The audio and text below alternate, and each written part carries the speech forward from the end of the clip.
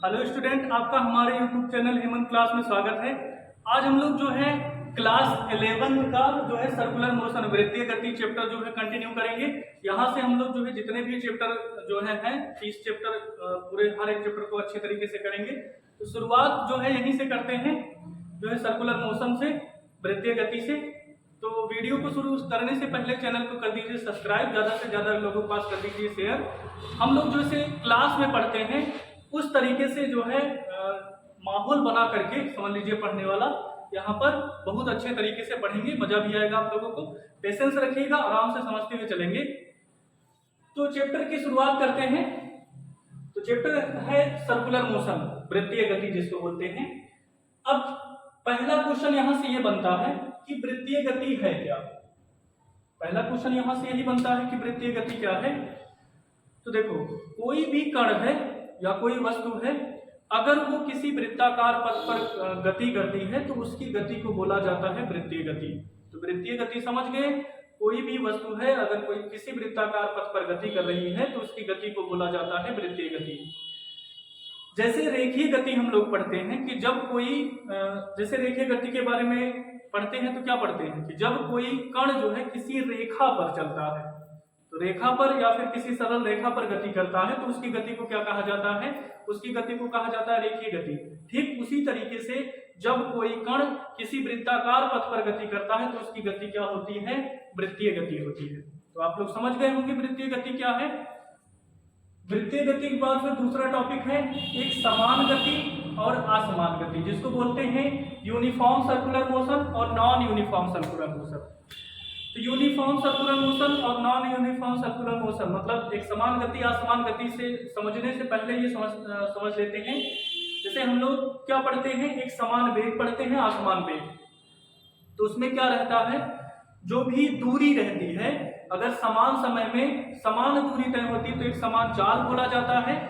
वो भी अगर एक रेखा में हो रहा है तो उसको रेखीय चाल बोला जाता है।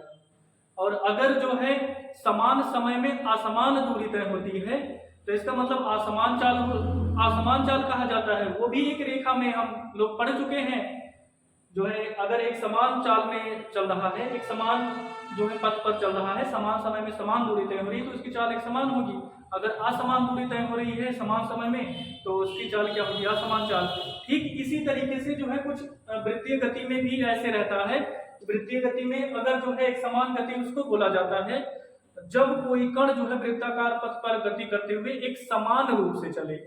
ध्यान देना, एक समान रूप से चलेगा। 40 मीटर पर सेकंड के वेग से चल रहा है तो 40 मीटर पर सेकंड के वेग से ही चलना चाहिए। ये नहीं होगा कि वो बीच बीच में बदल जाए। हर एक पॉइंट पर क्या रहेगा, उसका जो वेग रहेगा वो जो है सेम रहेगा, दिशा भले चेंज हो जाए, अभी हम उसके बारे में पढ़ेंगे। वहीं असमान वृत्तीय गति क्या होती है। असमान वृत्तीय गति में क्या रहता है कि जब कोई कण जो है किसी वृत्ताकार पथ पर तो चलता है और चलने के दौरान जो है हर एक पॉइंट पर उसका वेग बदल जाता है। जैसे कहीं पर भी रहेगा 20 मीटर पर सेकंड, उसके बाद 30 हो जाता है, 40 हो जाता है, 50 हो जाता है। इस तरीके से उसका वेग जो है हर एक पॉइंट पर बदलता रहता है। तो इसी को क्या बोला जाता है, असमान गति। तो उम्मीद करते हैं समझ गए होंगे एक समान गति क्या होती है। जब कोई कण वृत्ताकार पथ पर गति करता है तो जो है अगर उसकी चाल एक समान रहती है तो उसको एक समान गति बोला जाता है। अगर उसकी चाल एक समान नहीं रहती है तो उसको असमान गति बोला जाता है। इसको यूनिफॉर्म सर्कुलर मोशन और नॉन यूनिफॉर्म सर्कुलर मोशन कहते हैं। इसके बाद फिर हम लोग समझते हैं, जैसे इसमें हमें समझना है कोणीय विस्थापन और कोणीय वेग। तो इसके पहले हम लोग समझ लेते हैं रेखीय विस्थापन क्या होता है। तो रेखीय विस्थापन का मतलब यहाँ पर हम लोग समझते हैं, जैसे कोई कण है ए, इसने क्या किया 5 सेकंड में, ध्यान देना 5 सेकंड में जो है 10 मीटर दूरी तय किया। अगले 5 सेकंड में जो है यहां से 5 सेकंड हुआ, अगले 5 सेकंड में कहने का मतलब 10 सेकंड में इसने कितना किया, 15 मीटर दूरी तय किया। तो यहां से अगर देखा जाए तो रेखीय विस्थापन कितना होगा, तो रेखीय विस्थापन यही तो होगा 15 माइनस 10 कितना आ जाएगा, 5 मीटर। अगर इसको माना जाए दूरी कितना माना जाए, x1 और ये दूरी माना जाए x2, तो रेखीय विस्थापन कितना हो जाएगा, रेखीय विस्थापन रेखीय विस्थापन हो जाएगा x2 माइनस x1। कहने मतलब डेल्टा x बराबर क्या हो जाएगा, x2 माइनस x1 हो जाएगा। 15 माइनस 10 मतलब 5 आ जाएगा। तो इसमें ध्यान देना, x2 माइनस x1 होता है। जैसे अगर हम लोग गति का समीकरण भी ड्राइव करते हैं तो उसमें क्या रहता है, उसमें रहता है t बराबर 0 पर प्रारंभिक वेग, यहाँ पर u रहता है। उसके बाद समय t पर जो है प्रारंभिक वेग कितना हो जाता है, अंतिम वेग कितना हो जाता है, v। ध्यान देना, यहाँ पर v हो जाता है। तब हम लोग वेग में परिवर्तन नहीं निकालते हैं, वेग में कितना परिवर्तन होगा। पहला वेग है u यहाँ तक का, उसके बाद ये पूरा वेग है v, तो ये कितना हो जाएगा, v माइनस u हो जाएगा। तो यहाँ पर ये जो है वेग में परिवर्तन आ रहा है, रेखीय वेग में परिवर्तन, और यहाँ पर ये रेखीय विस्थापन आ रहा है x2 माइनस x1। तो इसी तरीके से जैसे ये बनता है, ये बनता है, इसी तरीके से हम लोग जो है कोणीय विस्थापन को भी पढ़ते हैं। तो कोणीय विस्थापन को यहाँ पर समझ लेते हैं। जैसे क्या है, इसमें होना चाहिए कोण का विस्थापन होना चाहिए। कोणीय विस्थापन का तात्पर्य किससे है, कोण का विस्थापन होना चाहिए। तो इसका मतलब ये क्या है, सर्कल है, और इसका केंद्र सेंटर कितना है, टी, इसका सेंटर है O। इस t बराबर 0 पर मानते हैं, ये कण यहाँ पर है, या फिर मान सकते हैं t बराबर 0 पर इसकी पोजीशन साम्य स्थिति ये है, इसको बोलते हैं इक्विलिब्रियम पॉइंट जो है ये है। साम्य स्थिति जो है यहाँ पर है, t बराबर 0 पर कण साम्य स्थिति से θ1 कोण बनाता है। उसके बाद फिर क्या होता है, t बराबर समय t बीतने पर उसका कोण कितना हो जाता है, उसका कोण हो जाता है θ2। तो यहाँ पर जैसे यहाँ पर था x1 ये था, x2 ये था, या फिर u ये था और v ये था, तो परिवर्तन हो रहा था। ठीक इसी तरीके से ये पूरा इतना कोण कितना है, θ2 है, और इतना कोण कितना है, θ1 है। तो ये वाला कोण कितना आ जाएगा, θ2 माइनस θ1, और यही क्या हो जाएगा, θ2 माइनस θ1, यही क्या हो जाएगा, यही हो जाएगा कोणीय विस्थापन डेल्टा थीटा। इसी को क्या बोला जाएगा, कोणीय विस्थापन, मतलब कोण में इतने का विस्थापन हुआ। तो उम्मीद करते हैं समझ गए होंगे आप लोग रेखीय विस्थापन और कोणीय विस्थापन, लीनियर डिस्प्लेसमेंट, एंगुलर डिस्प्लेसमेंट। इसके बाद फिर रेखीय वेग है और कोणीय वेग है। तो यहाँ पर ध्यान देना, रेखीय वेग किसको बोला जाता है, अगर कोई कण किसी रेखा में गति करता है रज रेखीय पथ पर, तो जितना उसका विस्थापन होता है और जितना वो उस विस्थापन को तय करने में समय लेता है, दोनों का जो अनुपात होता है उसी को क्या बोला जाता है, रेखीय वेग। कहने का मतलब रेखीय विस्थापन इतना आया जितना इसने इसके दौरान समय लिया है, समय से भाग कर दें तो क्या हो जाएगा, रेखीय वेग हो जाता है। यही क्या हो जाता है, रेखीय वेग। जो समय रेखीय विस्थापन के परिवर्तन की दर को क्या बोला जाता है, ds/t, इसको बोला जाता है रेखीय वेग। इसी तरीके से जो यहाँ से थीटा का वेरिएशन t बराबर 0 स्थिति पर कहाँ पर था, θ1 पर था, और t बराबर t स्थिति पर कहाँ पर पहुंच जाता है, θ2 पर पहुंच जाता है।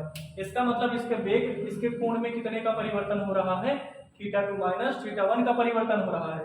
यहाँ से आप लोग समझ सकते हैं θ1 है θ2। अब लेकिन इसमें कुछ समय तो लग ही रहा होगा, ऐसा तो है नहीं इसमें समय नहीं लग रहा है, समय लग रहा है। अगर समय को इंक्लूड कर दें इसमें डेल्टा थीटा अपॉन dt कर दें तो यही क्या हो जाएगा, यही हो जाएगा dw, कोणीय वेग। तो इसी को क्या बोला जाता है, कोणीय वेग को ओमेगा से डिनोट करते हैं। तो कोणीय वेग क्या हो जाएगा, ओमेगा। यहाँ से कोणीय वेग क्या हो जाएगा, ओमेगा होगा। इसका मतलब जो है कोणीय विस्थापन में परिवर्तन की दर को बोला जाता है कोणीय वेग, और रेखीय वेग में रेखीय विस्थापन में परिवर्तन की दर को क्या बोला जाता है, रेखीय वेग। तो यहाँ से रेखीय विस्थापन क्या होता है, मतलब रेखीय विस्थापन होगा, कोई कण जो है अगर किसी रेखा में चल रहा है तो किन्हीं दो पॉइंटों के बीच में जो विस्थापन होता है उन्हीं को बोलते हैं रेखीय विस्थापन। वैसे अगर कोई कण जो है किसी वृत्ताकार पथ पर चल रहा है तो किन्हीं दो बिंदुओं के बीच में जो विस्थापन होता है उसी को क्या बोला जाता है, कोण का जो विस्थापन होता है उसी को कोणीय विस्थापन बोला जाता है। और जो है कोणीय विस्थापन रेखीय वेग, और रेखीय विस्थापन में परिवर्तन की दर को बोला जाता है रेखीय वेग। उसी तरीके से कोणीय विस्थापन में परिवर्तन की दर को क्या बोला जाता है, कोणीय वेग कहा जाता है। तो उम्मीद करते हैं ये सब टॉपिक समझ में आ गया होगा। ज्यादातर आप जब हम समझाते हैं तो लिखने की कोशिश किया करिए और समझने की कोशिश किया करिए। तो इसके बाद हम लोग जो है देखते हैं इसके बाद हम लोग देखते हैं रेखीय विस्थापन और जो है कोणीय विस्थापन में जो है क्या क्या रिलेशन रहता है, इसमें क्या संबंध निकल कर आता है। इसके पहले हम लोगों ने रेखीय विस्थापन और कोणीय विस्थापन को समझ लिया है, रेखीय वेग और कोणीय वेग को भी समझ लिया है। यहाँ पर हम लोग पहले रेखीय विस्थापन और कोणीय विस्थापन में संबंध को ड्राइव करेंगे, उसके बाद फिर रेखीय वेग और कोणीय वेग में संबंध को ड्राइव करेंगे। तो पहला पॉइंट समझते हैं। तो देखो इसमें क्या करना पड़ेगा, मानते हैं माना कोई कण है वो सर्कुलर मोशन में मूव कर रहा है, मतलब वृत्तीय गति कर रहा है। t बराबर 0 पर उसकी स्थिति कहां पर है, t बराबर 0 पर उसकी स्थिति है a बिंदु पर, और ये मानते हैं ये वृत्त का केंद्र है और यहां से ये दूरी तक क्या है, ये त्रिज्या है। t बराबर 0 पर a बिंदु पर है। डेल्टा t समय बाद क्या होता है, डेल्टा t समय बाद वो कहां पर पहुंच जाता है, b पर पहुंच जाता है, और इसके बाद फिर जो है o से मिलाने पर OB होगा। तो इसके दौरान जो है कोणीय विस्थापन कितना होगा, कोणीय विस्थापन हो जाएगा d थीटा। वहीं पर रेखीय विस्थापन कितना होगा, क्योंकि हम इसको t बराबर 0 एक पॉइंट से ले रहे हैं, तो यहाँ और यहाँ के बीच में कितना हो जाएगा, ds हो जाएगा। ध्यान देना ds हो जाएगा, तो ds हो गया ये। अब देखो क्या हो जाएगा, इन दोनों में रिलेशन क्या होता है, कोण बराबर क्या होता है, कोण बराबर होता है चाप बटे त्रिज्या। यहां से ये हो जाएगा कोण बराबर, तो कोण कितना है, d थीटा है, और चाप कितना है यहां से ds, और बटे r। तो ये हो जाएगा, अगर यहां से देखा जाए ds बराबर क्या हो जाएगा, r d थीटा। ये आ जाएगा यहां से, ये क्या है, रेखीय विस्थापन है, ये कोणीय विस्थापन है, इन दोनों में ये रिलेशन रहता है। रेखीय विस्थापन और कोणीय विस्थापन में यहां से ये रिलेशन आ जाता है। ध्यान देना यहां से रेखीय विस्थापन। अब इसी में हम लोग यहाँ पर समझ गए ये आता है। इसके बाद फिर हम लोग दूसरा टॉपिक देखते हैं, रेखीय वेग और कोणीय वेग में क्या क्या संबंध है। इसके लिए यहाँ तक तो जानना बहुत जरूरी है, क्योंकि पहले हमें रेखीय विस्थापन इसमें संबंध पता चल जाएगा। अब देखो इसमें हमने क्या बताया था कि t बराबर 0 पर कण की स्थिति कहां पर है, a है, और जो कण है जिस वृत्ताकार पथ पर गति कर रहा है उसकी त्रिज्या r है। डेल्टा t समय बाद dt समय बाद उसके द्वारा रेखीय विस्थापन कितना है, ds है, और कोणीय विस्थापन कितना है, dt है। तो यहाँ पर हम लोगों ने कहीं पर भी समय को इंक्लूड नहीं किया है। और इसके पहले हम क्या पढ़ चुके हैं, रेखीय विस्थापन क्या, रेखीय वेग क्या होता है, रेखीय वेग होता है रेखीय विस्थापन बटे समय, ये रहता है। तो v बराबर क्या हो जाएगा, रेखीय विस्थापन कितना है, ds बटे dt हो जाएगा। यहां से ये रेखीय विस्थापन हो गया। इसी तरीके से कोणीय विस्थापन कितना होता है, कोणीय वेग क्या होगा, ये रेखीय वेग हो गया, v बराबर ds बाई dt।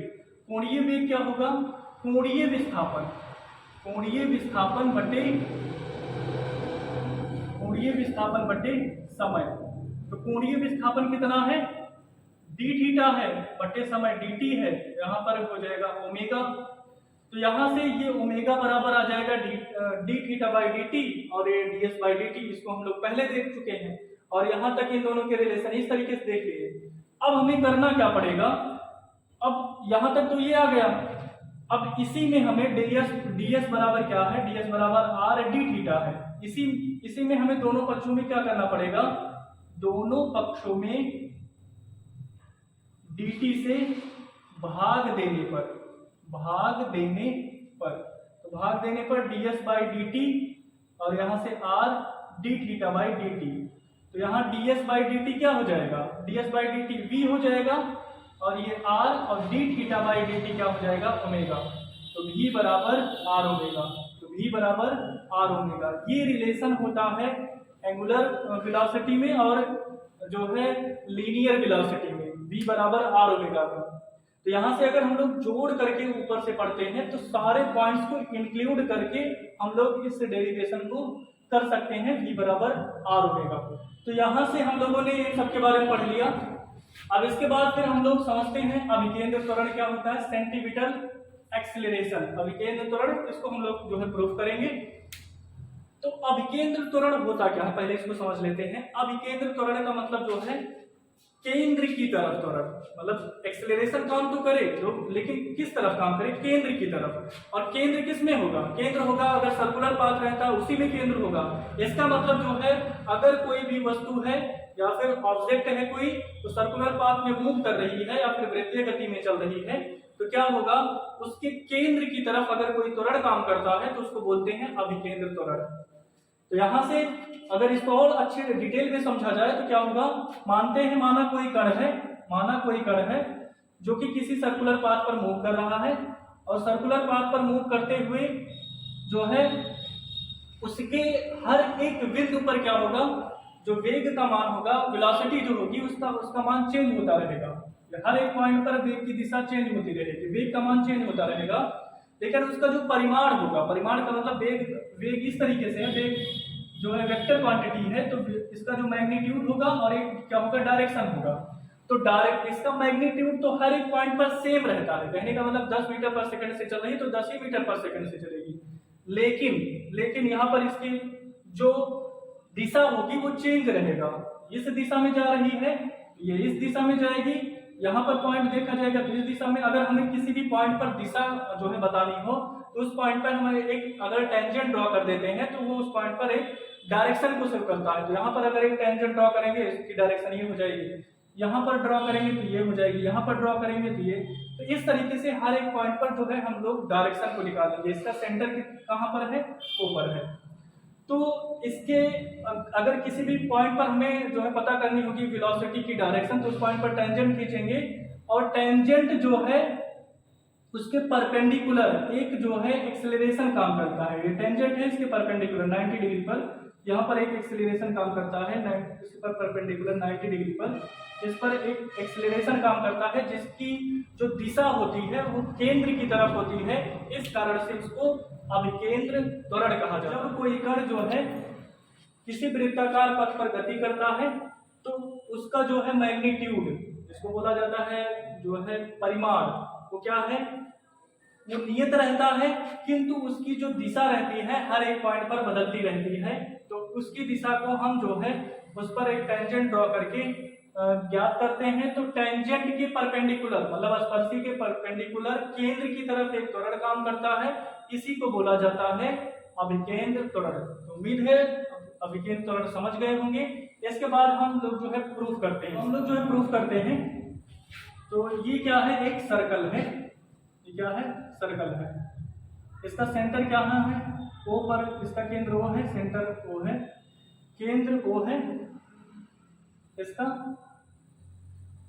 बिंदु जो है अगर देखा जाए t बराबर 0 पर कण कहां पर है, यहां पर है, ए बिंदु पर है।